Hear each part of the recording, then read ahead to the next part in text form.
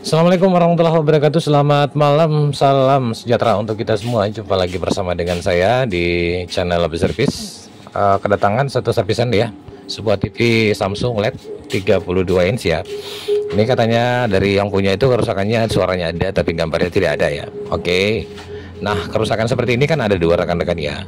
Kalau suaranya ada, gambarnya tidak ada, bisa terjadi kerusakannya blank, dan bisa juga memang BL yang bermasalah atau inverter BL-nya ya. Oke, saya akan coba nyalakan, kita akan lihat kerusakannya ya.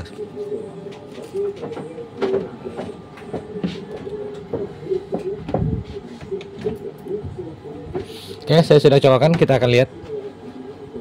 Oh iya, ternyata dia blank ya rekan-rekan ya.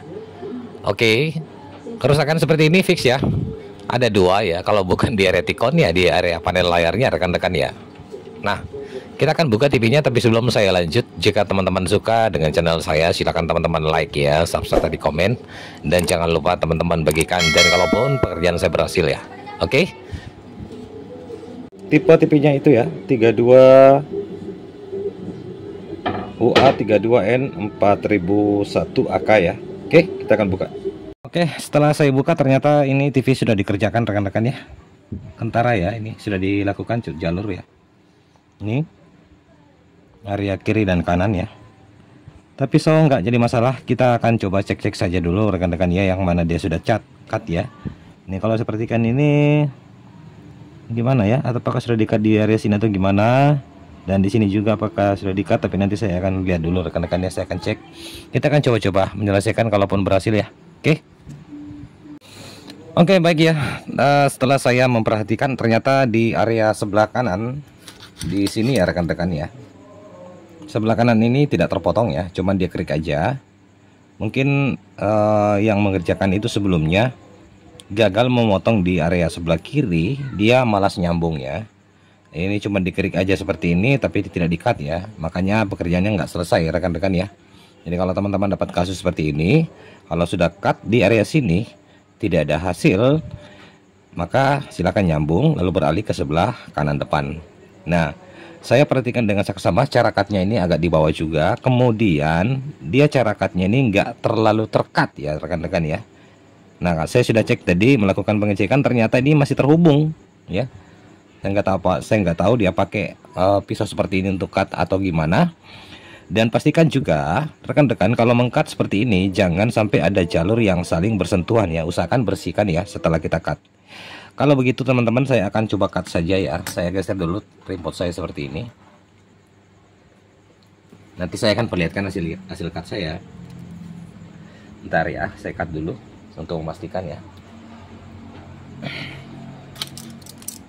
Saya pakai pisau cutter seperti ini rekan-rekan ya. Oke.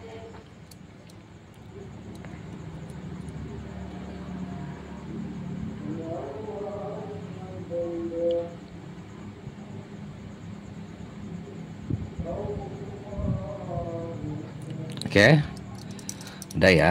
Sekarang saya akan bersihkan dulu. Jadi cara bersihnya itu seperti ini rekan-rekan ya. Pinggiran seperti ini dikerik-kerik seperti ini. Jangan sampai ada yang saling bersentuhan. Hasil cut kita kan biasanya kalau di cut itu ada yang menempel ya, satu sama lain ya. Pastikan jangan ada yang menempel ya. Oke. Oke ya. Saya akan fokuskan lagi untuk yang saya cut ya. Sebentar, saya perlihatkan ya. Saya stop dulu videonya, saya akan perlihatkan hasil cut saya. Tuh. Jadi pastikan jalur sebelah kiri dan kanannya itu jangan ada saling bersentuhan. Aduh, padam ya. Bentar, ini. Dan juga pastikan cara cutnya itu harus ditekan ya. Oke, seperti ini cara cutnya rekan-rekan. Ini salah sebenarnya meng-cut ya. Bagusnya itu kita cut di daerah bawah sini, krik dulu ya, baru kita cut serong ya. Jadi pada saat menyambungnya nanti cukup mudah ya. Nah, yang saya cut seperti ini teman-teman ya. Jadi saya pastikan ini sudah tercut semua ya. Nah, kalau teman-teman kurang yakin apakah sudah jalurnya tercut, itu bisa teman-teman langsung lakukan pengerikan di area bawah sini.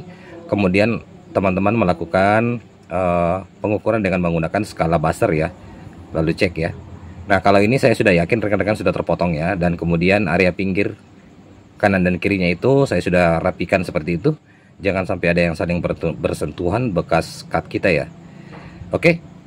Nah, sekarang Ntar saya fokuskan dulu. Saya akan coba nyalakan TV-nya rekan-rekan ya. Oke, dalam keadaan posisi seperti ini.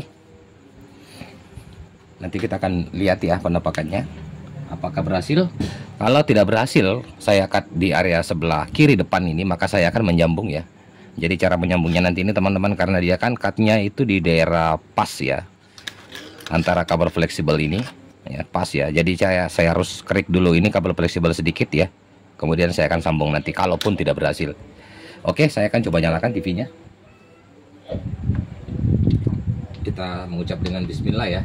Mudah-mudahan pekerjaan kita dimudahkan, tidak menyambung jalur lagi. Saya lihat lampu indikatornya apakah saya sudah nyala ya. Oke, coba kita angkat perlahan teman-teman ya. Bismillahirrahmanirrahim.